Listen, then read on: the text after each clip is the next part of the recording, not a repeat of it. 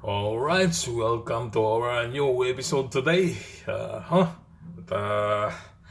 kamusta kayo? No?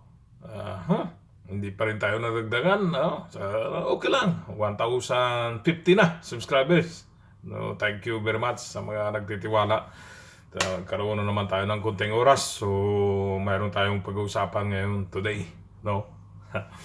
Yung hindi matigil-tigil na impeachment, no? Para sa ating minamahal na Vice President Sara Duterte.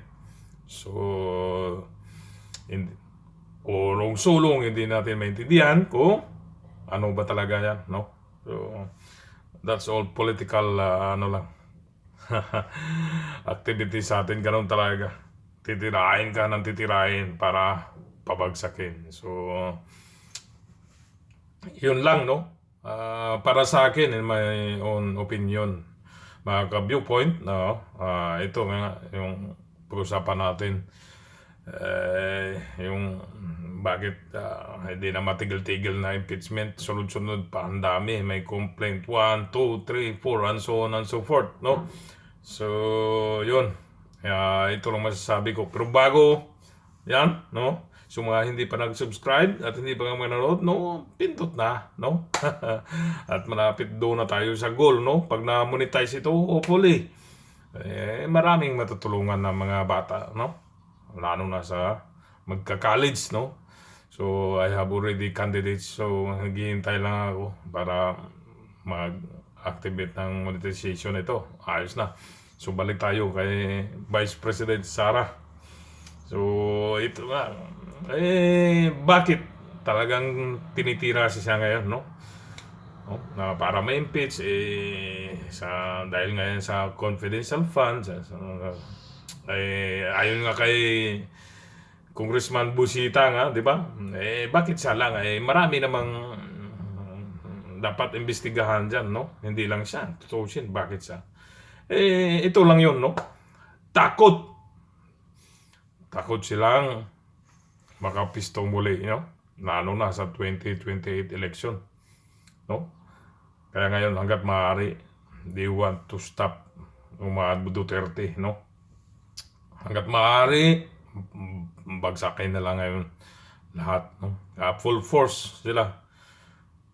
Pero hindi matitinag, no? At matindi. Kasi once na kapisto na yan si Vice President to become a president sa this coming 2028, no? Kapisto yan.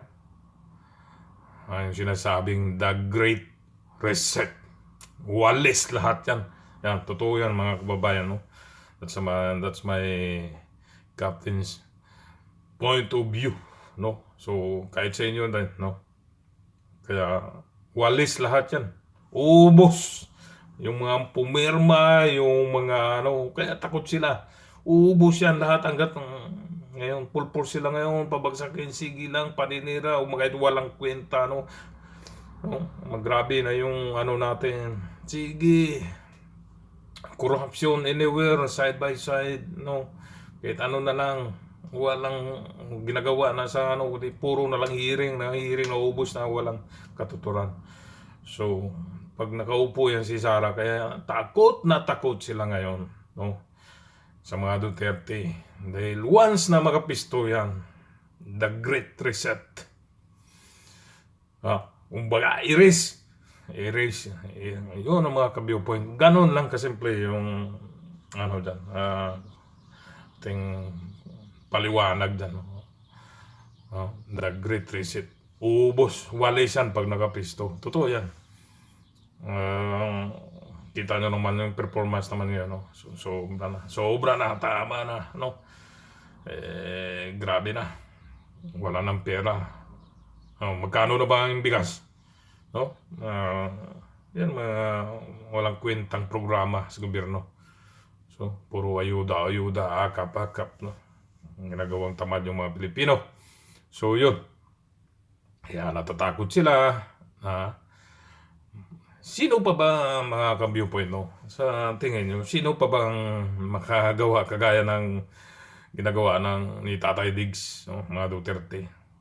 Sa tingin nyo, sino mga politiko na Mayroon pa ba? Ha? Sige nga, comments lang kayo dyan sa baba. Mayroon kayong may pinaka-astig pa dyan. Ha? Sige nga, sinong ano nyo ngayon sa present, ha? Sa present situation ng mga mga politiko ngayon na nakapesto. Sino pa ba? Escudero? Putang inang yan. Sino? Comments kayo dyan. Yung mga bangag o sumusuporta kay bangag dyan. Sige, comments kayo. Ha? Sige nga, amunin ko kayo. No? Kaya natakot kayo kay Duterte. Sino pa ba? Wala na. Kaya nga, okay na sana yung ekonomiya natin ngayon. Ngayon, wala na. Grabe na. Nung kapanahonan, 2016, kasagsagan ni Tatay Digong. I'm so proud that I am a Filipino. Yun masasabi ko. Totoo yan. I'm so proud that I am a Filipino. Why? Even nasa United Kingdom ka, naglalakad. Pag sinabi ka, you're Filipino. Tapos magganon sila. Ibig sabihin, you're president. You have a famous, very strong president. Ano yung balahibo ko eh. Totoo yan. No? UK, Russia, kaibigan pa, no?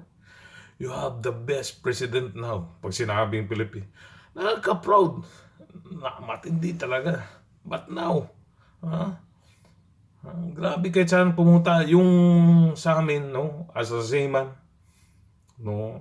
Siyempre, may mga clearances, may mga authority na umakyat sa amin sa Batgon. So, suwabe. Kasi yung topic kay Tatay Digong 2016, grabe. Talagang putok yan. Kakaiba talaga. You have the best leader. Kaumpisa pa lang yan. Kasi alam nila kung paano pag-lead yung mga Duterte. So, yun. No? I already experienced na. Hindi sa Pilipinas lang outside the world. No? Kahit saan. Europe. Europe. Dito Canada. Puro topic. Tatay Digong. Duterte. Takot. Grabe. Matindi. Nakaka-proud. Diba? Bilang Pilipino, nakaka-proud ngayon. Nakakahiya na mga ka-viewpoint. Kasi walang kwenta yung leader natin. Walang balls. Kaya the great reset is coming in 2028. Kaya sige, subukan nyo lang. Tirahin nyo ngayon sila. Pero hindi yan. Yung kasamaan ay, yung kadiliman ay hindi mananaig. So, yun lang. Bakit takot na takot sila? Tatakot na lahat sila kay Inday Sara. Okay? So mga ka-viewpoint, yung pinipray ko lang, no? 50%, 1,000, almost 1,500 yung watch-hour natin. So 49%, sige lang, no? At busy din kasi ako. Pero sige lang, slowly but surely tayo. Makuha na natin yan. Walang problema sa subscriber kasi 1,050 na tayo. So, mapabilis natin yan. Pag ma-monetize ito, I have already a candidate, no? Gusto ko yun para patunayan ko sa inyo. Maging scholar ng Captain's, the first, yung pioneer. Maging scholar na the Captain's Viewpoint Scholarship Program. So, malapit na matapos yung buwan ng Pebrero, no? Sige lang. Okay? So, mag-iingat po tayong lahat at just wait for my next vlog. Okay? Thank you very much and keep watching para ma-comply natin yung 4,000 hours. Okay? Sa mga hindi pa naka-subscribe dyan, pindot na. Okay? Mag-iingat po tayong lahat. Mag-pray. And thanks again for all the blessings. God bless us all.